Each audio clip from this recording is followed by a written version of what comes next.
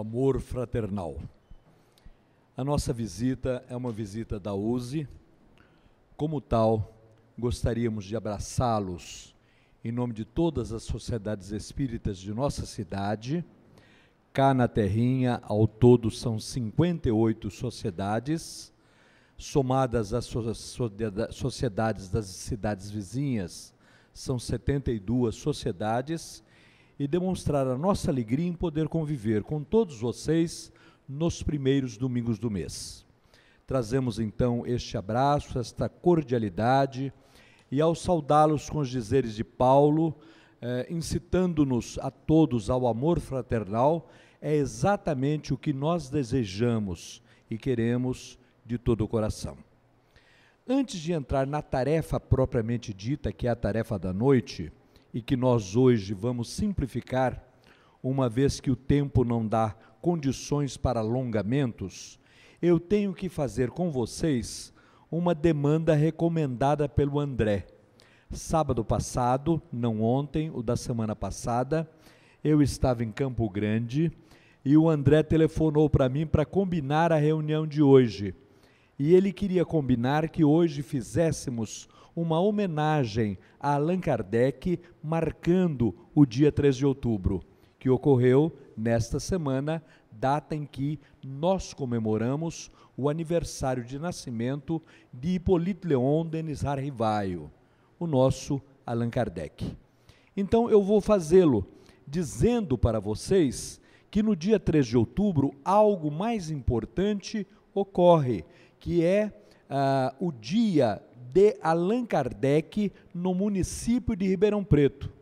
É um decreto da Câmara Municipal dos anos 90, decreto este sancionado e assinado, aprovado pelo prefeito então da época, o doutor Antônio Palocci Filho. Então isto é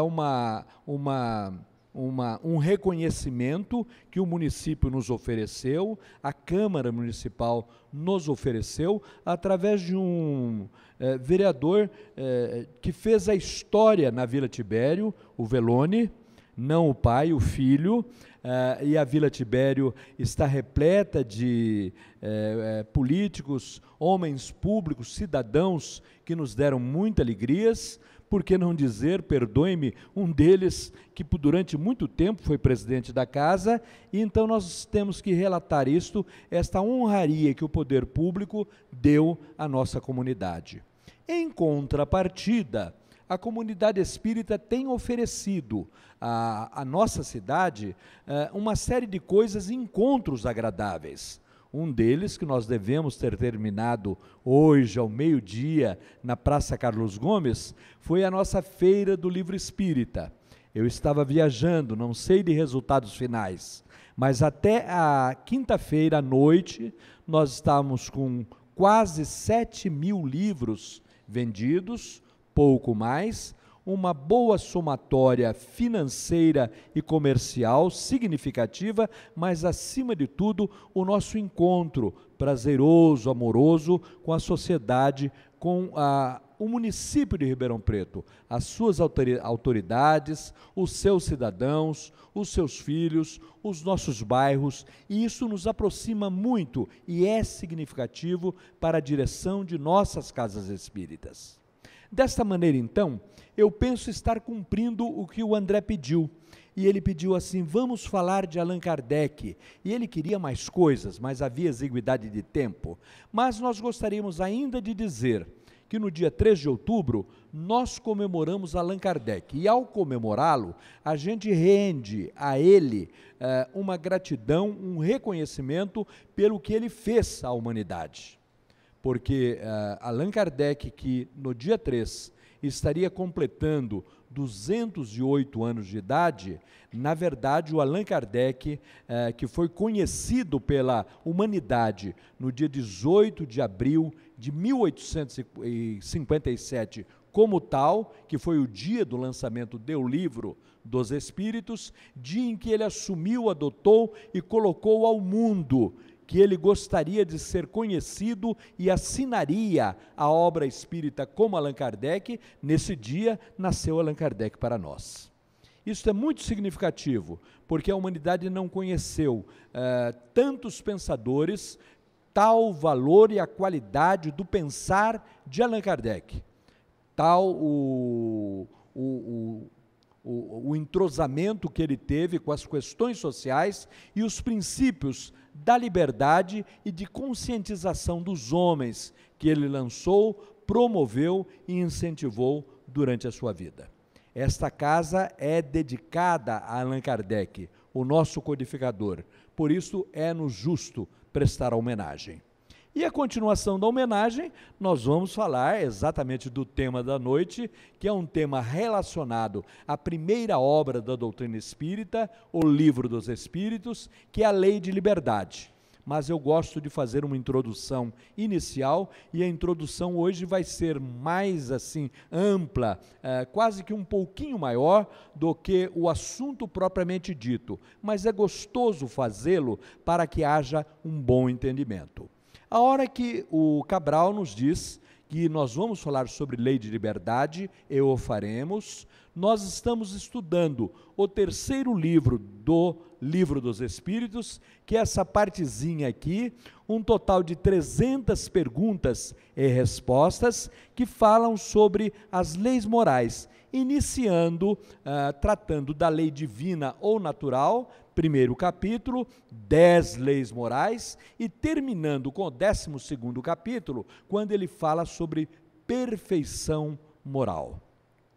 Todavia interessante, e eu gostaria de assentar essa situação, é que a hora que ele fala em lei divina ou natural, ele trata da lei como um todo. E eu me sinto muito à vontade em dizer isso a vocês, porque eu sei que nos outros domingos do mês, vocês estudam de maneira afincada o Livro dos Espíritos. Pergunta a pergunta, dialogando, matando a ansiedade de conhecimento que nós temos sobre as verdades espirituais. Então o nosso linguajar é muito próprio e é muito próximo. Agora eu poderia perguntar assim, quais são as leis divinas ou naturais? Quais são realmente as leis de Deus que comandam a nossa vida? E a gente, pego de surpresa, não responde corretamente, porque com certeza pensem nas leis divinas ou naturais. E todo mundo deve estar pensando em amor, em perdão, numa série de outras tantas quantas virtudes, e estas não são as leis divinas que orientam a nossa vida. Porque as leis divinas que orientam a nossa vida, orientam não só o pensar e o evolucionar do humano à face do planeta Terra, como pensam e orientam também no sentido da vida como um todo, de toda a criação do mundo, dos seres vivos. Então, eu gostaria de que vocês soubessem e acompanhassem, para que pudessem depois rever a situação em casa, é que as leis divinas que comandam a nossa vida são a gravidade, e que é simples. A lei da gravidade nos leva a um movimento que todos conhecem. Qual é esta lei? É uma lei de física? É uma lei que comanda o nosso viver? Essa é uma lei divina. Mas há uma outra, a coesão, que funciona com humanos, mas que funciona com toda a natureza, com todos os corpos, com todas as energias. Mas há uma outra que vem em seguida, a afinidade.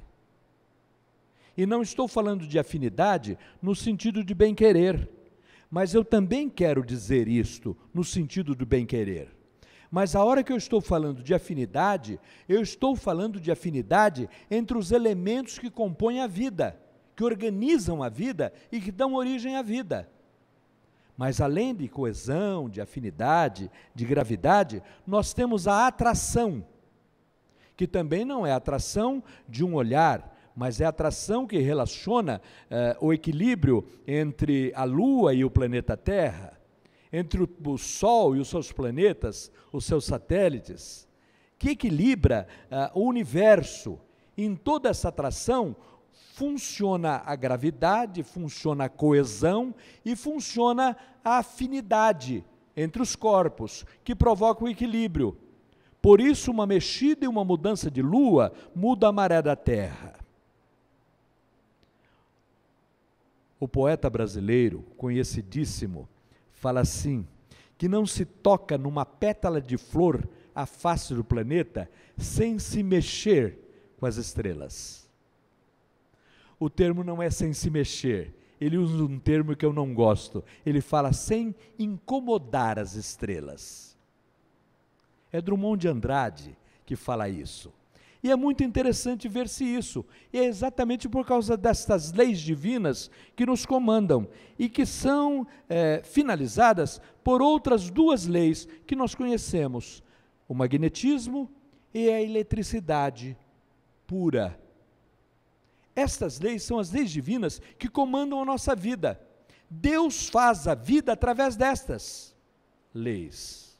É por isso que na pergunta 1 do Livro dos Espíritos, tem lá que Deus é a inteligência suprema do universo, a causa primeira ou primária de todas as coisas.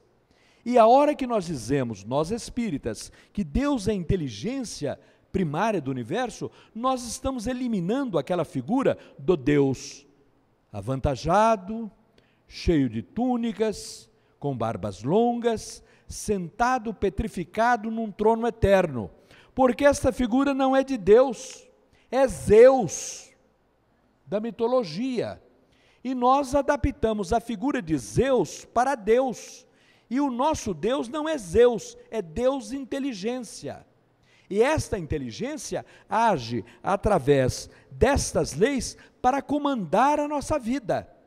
Aproximamo-nos depois dele para adaptar uma feição, uma imagem da figura de Jesus, muito próxima, mas distanciada, pai e filho, criador e criatura, e eu estou falando de Jesus e de Deus, Deus, criador, Jesus, criatura, como todos nós somos criaturas, e aí há todas as confusões das religiões que nós espíritas não fazemos.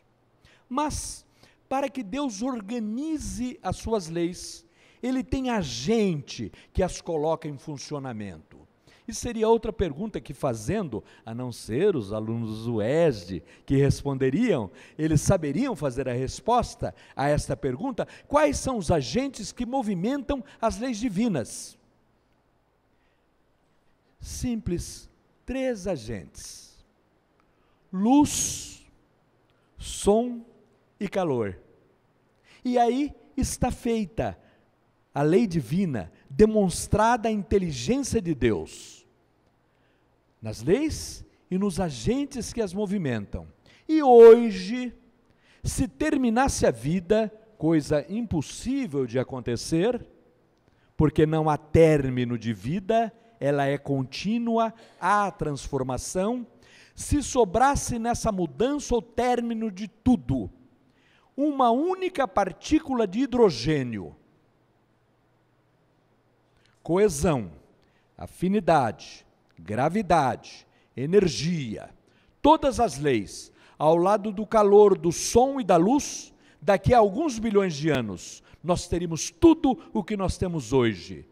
Por isso Deus é a inteligência suprema do universo.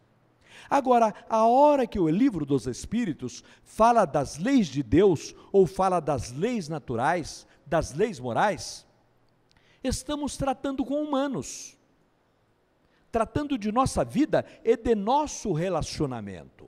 E isto não é novidade, porque os 10 mandamentos já fizeram isto. Não vou dizê-los, vocês os conhecem. A própria lei colocada por Jesus, lei maior do amor, demonstrou isso. Qual é o maior dos mandamentos? Disseram a ele, perguntaram a ele, para inquiri-lo e colocá-lo em tumulto com a sua própria ideia e diante do próprio povo. Ele falou: ama a Deus, ama o próximo, ama a ti mesmo.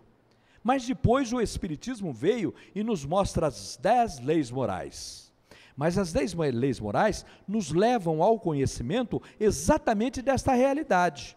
E ao nos levar ao conhecimento desta realidade, elas nos colocam diante de coisas muito simples, do amor para com Deus, através de duas leis que nos relacionam com Ele, a adoração e o trabalho. Nos colocam em relação ao amor que nós devemos ao nosso próximo, com leis que dizem respeito a esse relacionamento, que é a conservação, a destruição e a reprodução. E nos colocam em relação ao nosso próximo em leis que falam de igualdade, de progresso, falam de sociedade e falam de liberdade, que é o assunto de hoje. E há uma outra lei que complementa todas as outras,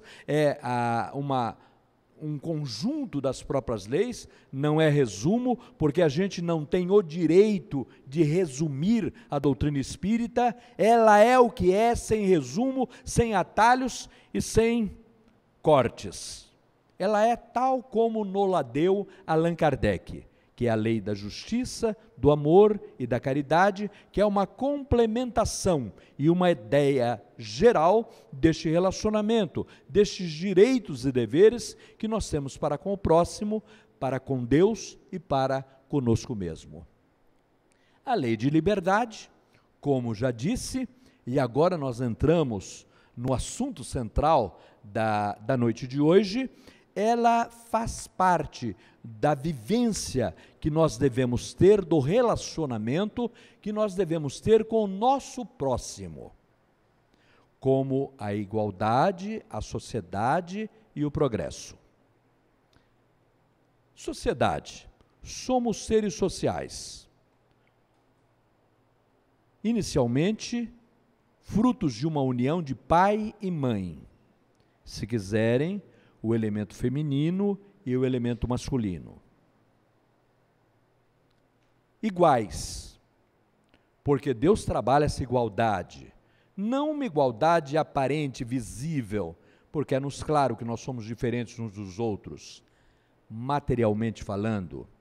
Espiritualmente nos unem e dão-nos igualdade, o berço e o túmulo, porque aí não há diferenças. No trato ao nascer e no trato ao morrer. E somos livres. E como seres livres, próprios, marchando, progredindo. Quando nós falamos de liberdade, poderíamos perguntar, e então, você é livre? Eu adoraria dizer que sou, mas para sê-lo, eu deveria ser um eremita, e além de ser eremita, no deserto, onde é difícil classificar a possibilidade de tipos de vida. Fora disso, não há liberdade absoluta, porque a hora que eu me relaciono com o Cabral, a nossa liberdade está estudada e acoplada. Ele está olhando para o relógio, porque ele sabe que eu tenho que parar às 7h30. Ele falou para mim, olha, você vai até às 7h30. Eu sou teimoso, eu falei, eu vou 30 minutos depois da hora que você me passar a palavra. O André disse que eu podia falar até 8h10. Percebem como é que a liberdade fica? Mas o Cabral deve estar pensando, esse cara está louco. Ele não tem essa liberdade. E na verdade não tenho. Porque eu tenho que ficar adepto e ocupar o espaço de disciplina da reunião, e quando eu vim, eu sabia que o tempo era até às 7h30. E a minha liberdade de fala com vocês termina às 7h30, que é a regra. Estou dando um exemplo rude, fútil, mas para que vocês entendam. Mas acontece que a gente não entende isto quando envolve os nossos filhos, o nosso companheiro, a nossa companheira, o amigo, o professor, a professora, e a liberdade a gente tem que treinar com os mais próximos. E ela é realmente limitada, nunca absoluta, nesses sentidos. A liberdade natural, ela é orientada, coordenada e ordenada pelos nossos princípios e pelo nosso bom senso no relacionamento com os outros seres humanos. Quando falamos em liberdade, é claro que nós vamos expurgar de nossas ideias e palavras a escravidão. E parece que é fácil, não há mais escravos. O Brasil no mundo foi um dos últimos países a libertar os escravos. Esta, aliás, é uma pendência kármica do Brasil. O Brasil tem duas grandes pendências kármicas, que envolvem liberdade. Uma delas é a escravidão, a outra é a Guerra do Paraguai. Porque nós destruímos o Paraguai, que era uma das nações mais proeminentes da América do Sul, à época. Então nós tolhemos a liberdade deles. A lei de ação e reação se refaz, e hoje nós temos que dar a eles metade da energia elétrica de Itaipu, não obstante eles não tenham colocado um centavo na construção da usina. Percebem como é que a lei divina natural funciona no relacionamento dos homens, clamando e orientando liberdades, igualdades e progresso? Porque, e ainda mais, compramos a energia que nós damos ao Paraguai, por direito da internacional, da binacional de Itaipu, o que eles não usam, nós compramos para usar no Brasil.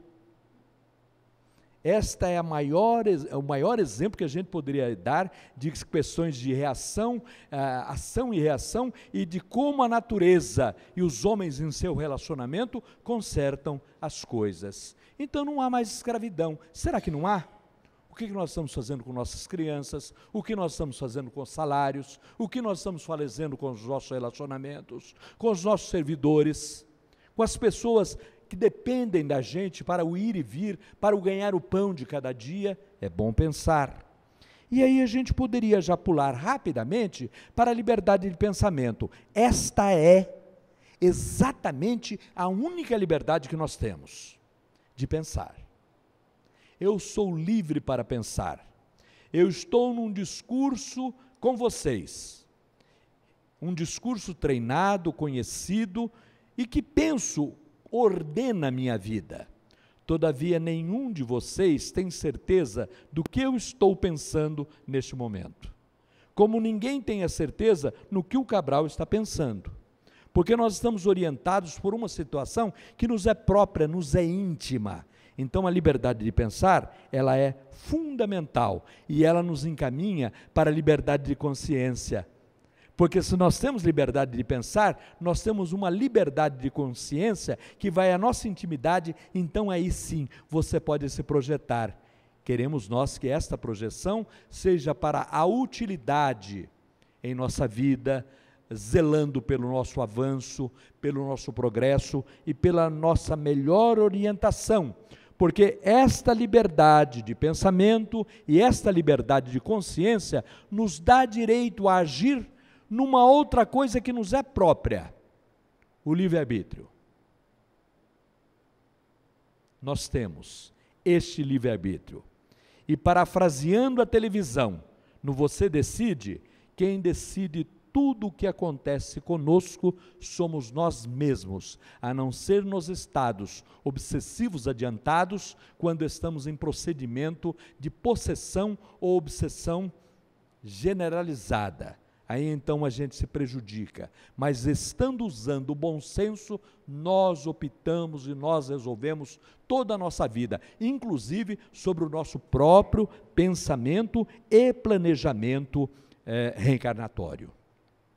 Então, quando nós falamos de fatalidade, que é parte, item deste tema do Livro dos Espíritos, a fatalidade existe no que nós combinamos antes de nascer.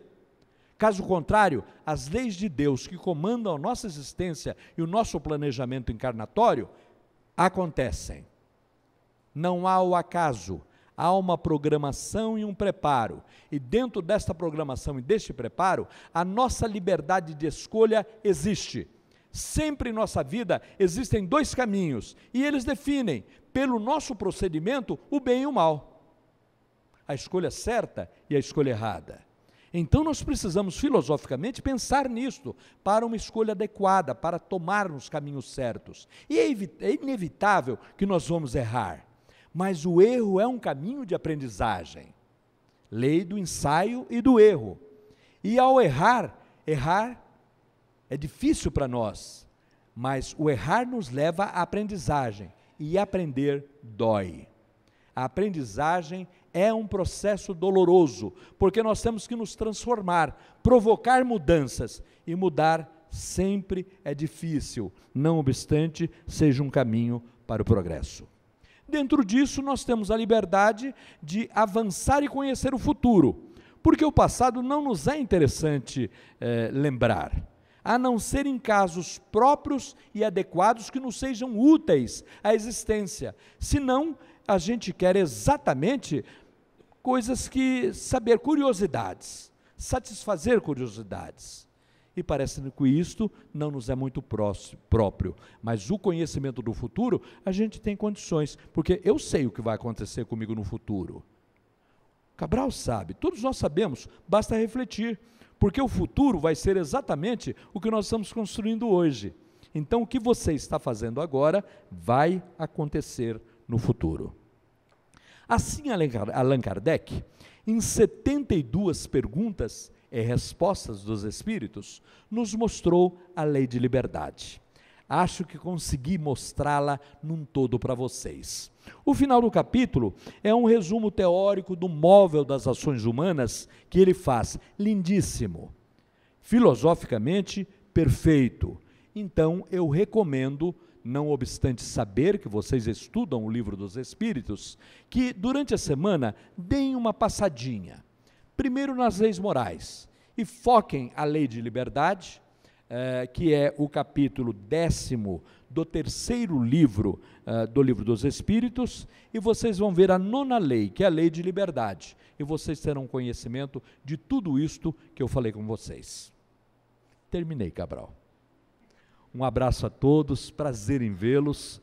Eu me sinto muito feliz nessa vida e nessa mesa, nesse centro, ao lado do Cabral, por coisas que talvez vocês não saibam. Lá atrás, há uns 60 e poucos anos atrás, na União dos Moços Espíritas, nós éramos companheirões e vivemos um momento primoroso do movimento espírita de nossa cidade. Então, encontrar com o Cabral é um encontro de secretários, de presidentes, de tesoureiros, do período que nós éramos jovens.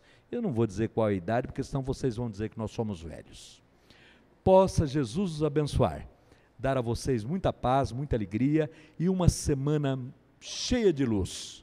E vamos convivendo com a doutrina espírita, esta energia que faz com que valorizemos a vida e ganhamos projeção agradável e evangélica junto a Jesus nos nossos viveres. Muito obrigado a vocês.